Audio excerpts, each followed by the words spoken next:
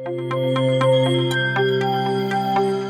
बड़ी खबर आपको बता दें चंडीगढ़ से, जहां पर सरपंचों और सरकार के बीच बड़ी बैठक होने जा रही है। हरियाणा निवास में 12 बजे ये बैठक होगी और पंचायती राज मंत्री देवेंद्र बबली की सरपंचों से बातचीत होगी। सरपंचों की बड़ी मांगों पर आज बड़ा फैसला हो सकता है। नाराज सरपंचों को मना सकती है सरकार, लेकिन देखना यह होगा कि क्या वाकई नाराज सरपंच मानते हैं या नहीं, क्योंकि अभी तक सरकार के लिए एक टेढ़ी खीर साबित हुआ है सरपंचों को मनाना। बजट भी पास कर लिया गया, बजट में कई तरीके की चीजें भी निकलकर सामने आई, बावजूद उसके कोई फायदा नहीं हुआ।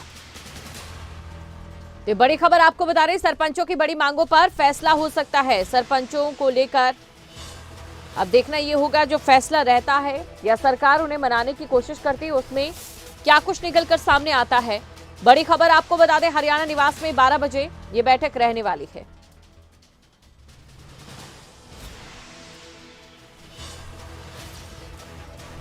तो नाराज सरपंचों को सरकार मना सकती है। आपको बता दें, काफी समय से सरपंच नाराज हैं, उनकी ओर से धरना प्रदर्शन किया गया और लगातार सरकार की ओर से उन्हें मनाने की कोशिश की गई।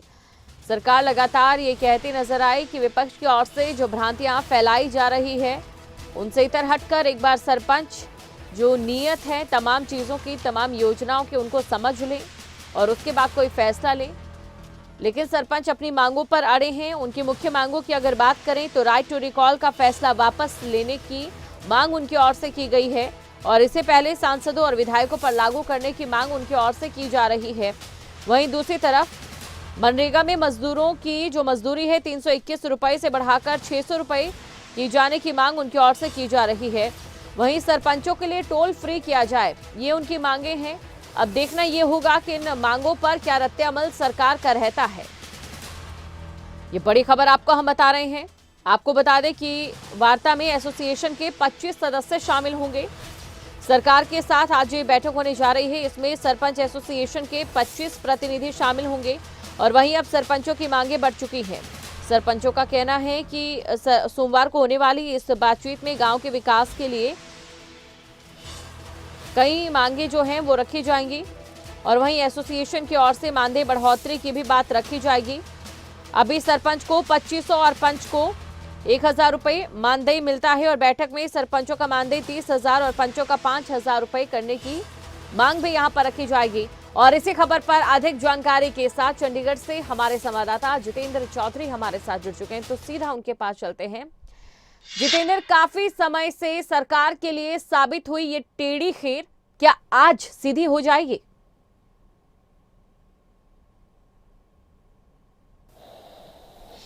देखिए, बिल्कुल आज ये पता चलेगा और इसी को लेकर के ये जो बैठक है कहीं ना कहीं रखी गई है सरपंच एसोसिएशन के बीच और सरकार के बीच। खुद पंचायत मंत्री देवेंद्र बबली इस बैठक को लेंगे। देवेंद्र बबली जिनके सख्त बयान जो है ई टेंडरिंग को लेकर के और उस पॉलिसी पर बने रहने को लेकर के लगातार सामने आ रहे थे। आज ये देखना है कि अब ई टेंडरिंग को लेकर के जो विवाद चल रहा है सरपंच एसोसिएशन और सरकार के बीच में, आज उन दोनों की ही बैठक होने जा रही है।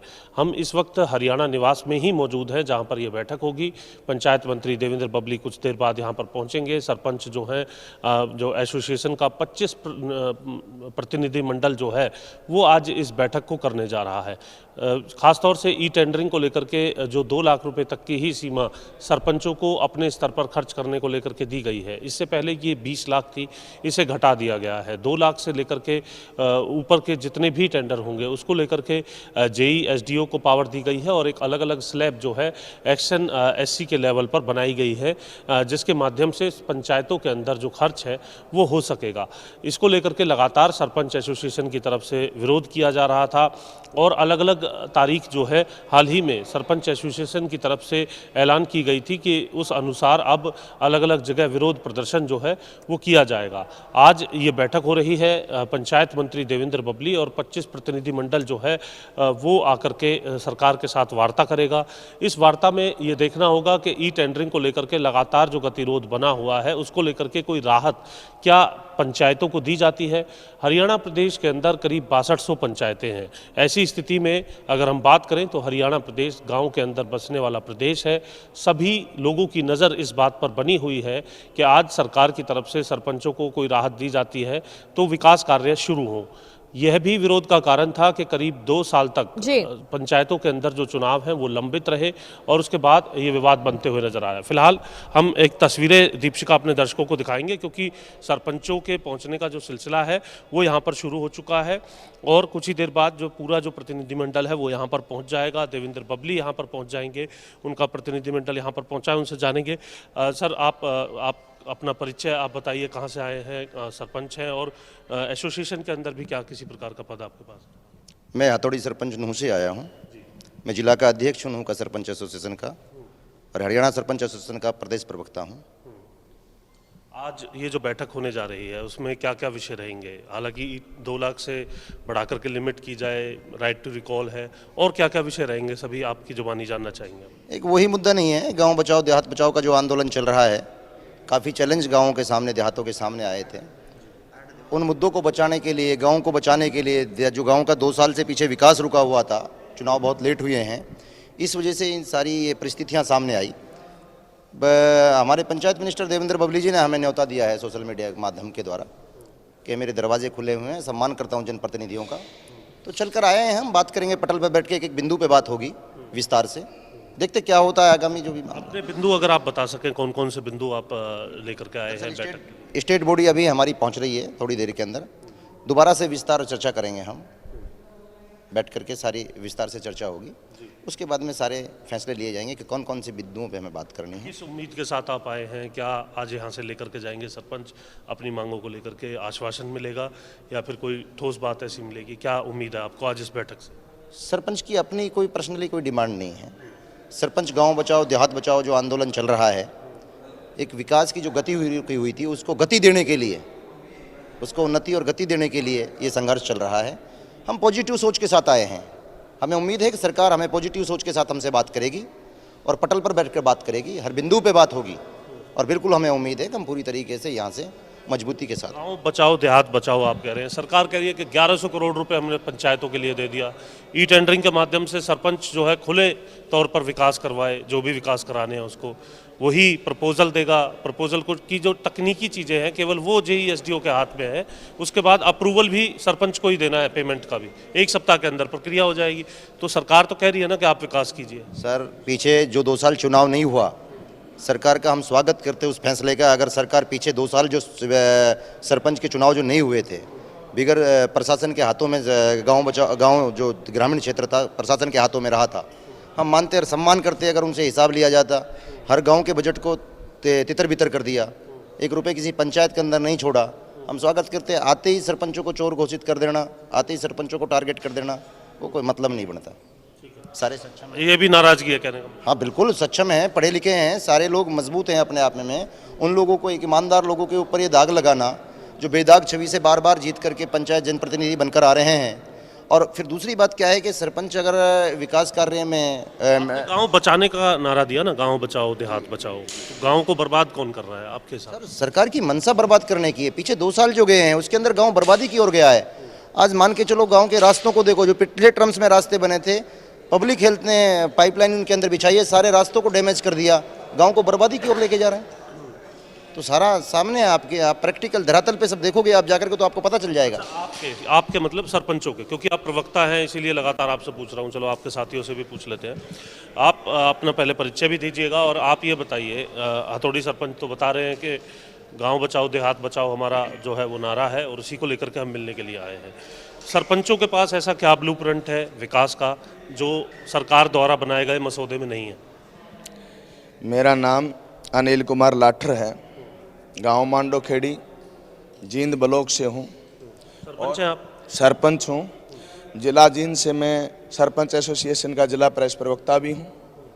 और जो आज हम यहाँ आए, हमें सोशल मीडिया के माध्यम से ये न्योता मिला है कि मंत्री जी ने कहा है कि हम बैठ करके बात करना चाहते हैं। नहीं तो सोशल मीडिया पर कैसे, कि कोई आपके सरपंच को कोई व्हाट्सएप पे न्योता भेजा है या फिर आपने खाली कहीं खबर चलते हुए देख ली उसके माध्यम से आप आए? वो न्योता किस तरीके से मिला है, थोड़ा इसके बारे में भी आप बताइए। खबर अभी तक पर जो हमने देखी थी उस न्यूज़ के माध्यम से हम यहाँ पहुँचे। खबर अभी तक पर ये न्यूज़ चल रही थी और ये ही खबरें अभी तक पर ही इस वक्त बात कर रहे हैं। हाँ, खबरें अभी तक पर ही।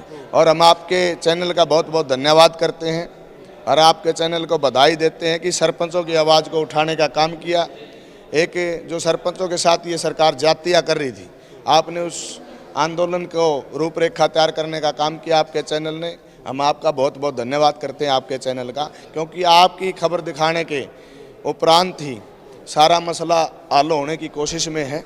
हम चाहते हैं कि आपके चैनल के माध्यम से हमारा मसला हल हो, और हम आपके चैनल का बार बार धन्यवाद करते हैं। किसी और चैनल ने हमारी आवाज़ इतनी बेबाकी से नहीं उठाई जितनी खबरें अभी तक नहीं उठाई है, और हम आगे से भी आपसे एक आग्रह करेंगे कि अच्छे ढंग से हमारी खबर उठाने का काम करें, क्योंकि हमारे साथ जातियाँ हो रही हैं। मैं जींद से हूँ, हमने माननीय उपायुक्त महोदय के पास ज्ञापन देने के लिए 20 तारीख को मेमोरेंडम देने के लिए गए थे, शांतिपूर्वक ढंग से वहाँ बैठे थे, लेकिन हमारी महिलाओं के साथ भी वहाँ जातियाँ की गई, सरपंचों के साथ हमारे साथ भी जातियाँ की गई, लाठीचार्ज करने का प्रशासन ने काम किया। और ये बाकायदा ये बात विधानसभा में विपक्ष के लोगों ने भी बोली, सत्ता पक्ष के लोगों ने भी बोले।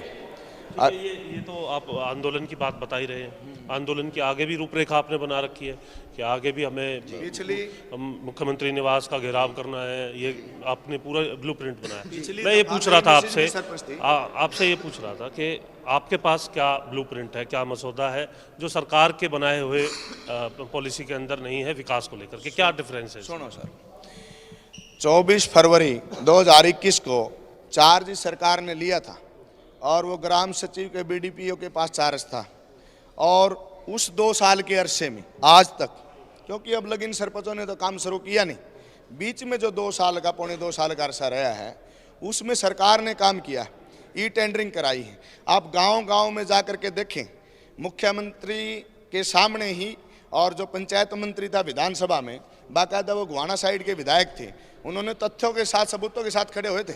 मंत्री जी को जवाब नहीं आया, जी जांच कराएंगे। अरे जांच जो साथी गलत कर रहे हैं इसके ऊपर डिपार्टमेंट के लोग लगाए हुए हैं, जेई है, एसडीओ है, एक्शन है पंचायती राज का, सेक्रेटरी है, ग्राम सचिव, और आपके बीडीपीओ हैं, डीडीपीओ हैं, उपायुक्त महोदय तक फाइल जाती है, डायरेक्टर तक फाइल जाती है, डायरेक्टर लगी आती है चंडीगढ़ में। नहीं, अब तो कह दिया ना कि आप वहीं पे एसडीओ लेवल तक ही फाइल जाएगी ई टेंडरिंग के अंदर, तो जो अब विकास कार्य मैं बताता हूँ, सच बताता हूँ, हरियाणा प्रदेश के लोगों को गुमराह कर रहे हैं, और मैं किसी एक का नाम नहीं लूँगा। बहुत से इस सरकार के अंदर ऐसे विधायक और मंत्री हैं जो सीधा टेंडर वाले से कमीशन मांगते हैं, और लोगों को गलत दिशा में हरियाणा प्रदेश के लोगों को ले जा रहे हैं। सरपंचों को चोर बता करके गांव के लोगों को, गांव की सरकार को और लोगों को आपस में भिड़ाना चाहते हैं, जिन्होंने चुन करके भेजे। वहां जाने की बजाय सच्चाई बात तो यह है, इस सरकार के मंत्री, इस सरकार के एमएलए बहुत से अपना कमीशन चाहते हैं, और इसलिए ही टेंडरिंग लागू करी है। क्योंकि पिछली दफा माननीय मुख्यमंत्री मनोहर लाल जी चीफ मिनिस्टर थे, और ये व्यवस्था पिछली दफा सरकार ये कह रही है कि 1-1 करोड़ रुपए लगा करके आप सरपंच बन रहे हैं, आपने भी कोठियां बना ली हैं, इस तरीके के आरोपी तो आ रहे हैं जो आप जिनको लेकर के आपकी नाराजगी। बात बताऊंगा, जो सरकार की मंशा है वो बिल्कुल गलत है। वो जो भाई था आसी साइड से, कोई गांव का साथी था, सुनो मेरी बात, उसका कहने का मतलब क्या था, उसने जो पैसे लगाए गांव के विकास के लिए लगाए, बगैर सरपंच के, एक समाज हित में पैसे लगाने का काम किया। उसने गांव में तालाब नहीं था, उसके लिए ज़मीन खरीदी, गांव को दी पैसे लगा करके। उसने डेवलपमेंट के लिए पैसा गांव के लिए लगाया है, न कि व्यक्ति विशेष के लिए, वो गांव के सामाजिक प्रक्रिया के लिए। लेकिन उससे कहने से पहले मीडिया ने उस बात को तोड़ मरोड़ के पेश करने का काम किया, और इस मंत्रियों ने तोड़ मरोड़ के पेश करने का काम किया। बाकायदा ये थी ग्राउंड लेवल पर, वो लोग ये कह रहे थे सामाजिक काम करके, और घर से पैसा समाज के लिए लगाया है, गांव समाज के लिए वो पैसा लगाया है। यानी कि ये बात ये कह रहे हैं कि वो जो करोड़ रुपए खर्च करने की बात थी वो समाज के लिए खर्च किए गए थे, तालाब बनाया गया था। आप अपना परिचय आप बताइए, आप कहाँ से आप आए हैं और आज क्या उम्मीद है इस बैठक से आपको? रमेश दालमाड़ा, सरपंच प्रतिनिधि ब्लॉक जींद। देखिए, उम्मीद तो है ही, जब हम आंदोलन करें तो किसी न किसी इश्यू को लेकर तो हम किए हुए हैं, और हर चीज़ का जो मतलब हर मसले को डायलॉग के जरिए हम सुलझा सकते हैं। लड़ने झगड़ने से कोई मसला सुलझता नहीं। हाँ, लड़ने झगड़ने से, आंदोलन को उग्र करने से, तेज करने से, सरकार को मुंह तो बनाने के हमारे फार्मूले होते हैं आंदोलनकारियों के, वो अलग चीज़ है। देखिए, अब हम जो लोग सत्ता में बैठे हैं, हम उनकी खिलाफत नहीं कर रहे, उनकी नीतियों की खिलाफत कर रहे हैं। अगर वो आज हमारे खिलाफ पॉलिसी लेके आए हैं पंचायत राज को लेकर, हम उनके खिलाफ हैं। अगर वो हमारी बातों को मानेंगे, उनसे हमें परहेज थोड़ा है, कोई परहेज नहीं। हमारे हैं सरकार में, उनको हम आप और हम लेके आए हैं, और वो ऊपर से आए हैं वो सत्ता में, लोगों के वोटों से तो बन के आए ना। तो उनके साथ हमारी अगर आज कुछ बातचीत हुई, अब वो देखते हैं वो पॉजिटिव होगी नेगेटिव होगी।